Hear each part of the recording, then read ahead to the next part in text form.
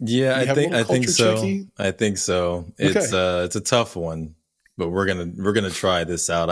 And you'll have to get one of those jokes that you talked about that maybe isn't Hmm. gonna get you canceled, but maybe just in the middle somewhere after the culture check, because it is somewhat of a somber culture check, but I just felt compelled to talk about it.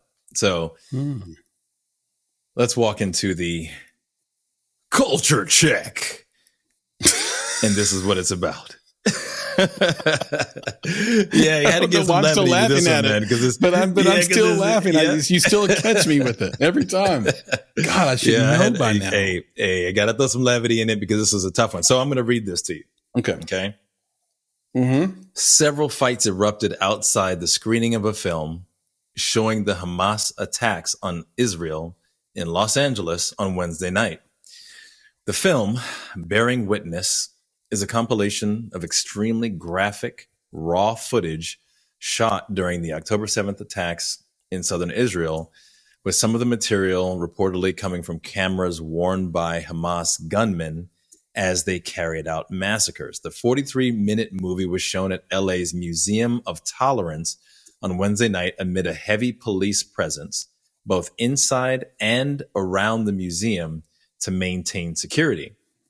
Wonder Woman actress and former IDF service member Gal Gadot was rumored to have been involved in arranging the screening, but was not present at the event itself. According to The Hollywood Reporter, her Israeli film producer husband, I think it's Jaron Varsano, was there. And dozens of people assembled outside the museum during the screening. And at some point, the situation turned violent. The station ABC7 said that multiple fights erupted and several people were pepper sprayed as police formed a skirmish line in an attempt to get the situation under control. So, the reason this is a culture check for this week and for me is because the war, or the siege, this whatever you want to call it, that's happening now and happened before, that was started by the Hamas attacks, has been just taking up so much of my spirit and my brain over the past several weeks. It's just almost something that I can't avoid reading about, thinking about. It's painstaking even reading these words now, just thinking about it. But now thinking about the fact that someone would take this content and have a screening of this footage of something so horrendous and horrific, but at the same time, so polarizing, and not expect this type of behavior to ensue. I just don't understand. Like, what was the expectation by putting this stuff on screen? Was there an expectation that everyone would just feel disgusted and then feel bad for the Israelis, when we know that there's a mixed population here in the United States? How did they think that this was gonna go? What is there some cultural dissonance here? Is there something that people don't understand, about the world when presenting something like this? It just, to me, it's just like you're tone deaf to put this type of screening together. It was insane to me. I don't know, Chris, if you've seen any of the footage. I think a lot of people have seen some pictures that have been somewhat censored.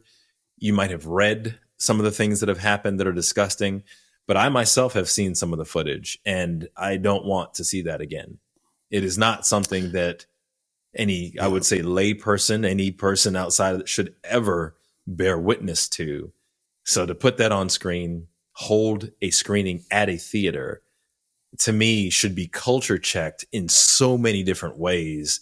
And we'll see what happens with Gal Gadot and her husband post this. We'll see what happens to this theater post this, right? Is this something that, are they going to get canceled or not? I don't know how the culture is going to handle it, but I just can't believe that they did it. Oh, there's a lot to dig into there. I've purposely avoided the video and the imagery. I have read a lot about it, and I've heard a lot about it, and heard and read very, very graphic descriptions of what Hamas has done. A couple of things to dig into here, though. One, we mentioned earlier, timing is everything. So to show the film sort of at the height of everyone's fervor and the height of everyone's sort of protest is and proven to be inflammatory. Like it's going to, create a cultural mix-up, which is kind of what happened there. Now, location is important and industry is important. I don't think they're going to be canceled. This is a Israeli friendly industry. Even though you have had actors come out and be sort of, but let's look at Palestine. We were talking about that when I was in it. This is like a unusual indie talk or unusual conversation because I've mentioned journalism school a lot, but we were talking about the framing of Palestine versus Israel back when I was in school in 2008, 2007. So again, the more things change, the more things stay the same. We were always talking about that, but this isn't really about that because there's Palestinians and then there's Hamas, and they're not the same. We take our own community, for example, Nick, there's black folks and Don't go Chris there's Rock. Well, you could go Chris Rock. I wasn't going to, but there's black folks, and then there's people who are like the Brotherhood of Islam in the black community, right? And so basically, that's that Martin Luther King Jr., Malcolm X divide, right?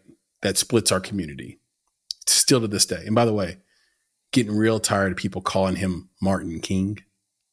The people who are on the other side of it are disrespecting him on platforms, major platforms, in debates, where the sort of Ibram X. Kendi supporters keep calling him Martin King. Stop it. Come on now. You wouldn't even be able to speak on the platform without him. Call him Martin Luther King. Call him Dr. Martin Luther King. And Dr. Yeah, at minimum, right. Do not call him Martin King. It's getting on my nerves. So when you look at what Hamas did, I think there's just a clear line of demarcation there that maybe Gal Gadot's husband said, there's not going to be a problem here because this is Hollywood. This is the movie business. And this is America, where we don't stand for what Hamas did morally, regardless of what the sort of multi-decade conflict is. So this is just a murder spree, right, by a group that does not represent Palestinians. And I think had the film maybe been different, there may have been no fighting, but yet more understanding. And that's my thing. That's what I was curious. I mean, this is the footage. That's the part for me that I don't understand. It's one thing to have a film to talk about. Maybe it's the conflict. Maybe it's to talk about what you just mentioned, which is horrendous things happened. But I'm just telling you right now, and I guess I'm telling the audience, don't look at this stuff. Don't do it. It's bad enough to read it. Don't look at it. Do not. It stays with you for life. Do not subject yourself to it. It's disgusting. So don't do it. And it doesn't. Nothing. I guess my whole point is that nothing good comes from being exposed to that level of just disgust. I mean, it's just. Nothing good comes from it. And I think that's why I'm compelled to have a culture check on it, is that no one needs to see it. It doesn't need to happen, whether it's conflict between people who were there at the theater or otherwise. It will stick with you if you watch those types of things. You will never get it off you. You can't wash it off you. And so I would just advocate for anyone else, because this is a film. I mean, it says a title. It's called Bearing Witness. Don't show this film in your theater. Don't watch this film if it becomes available to you. because you will not be able to get that stink off of you. And you might end up in a situation like they were at this theater where fights break out and police are there and you get pepper sprayed. There's no reason, again, nothing good comes of it.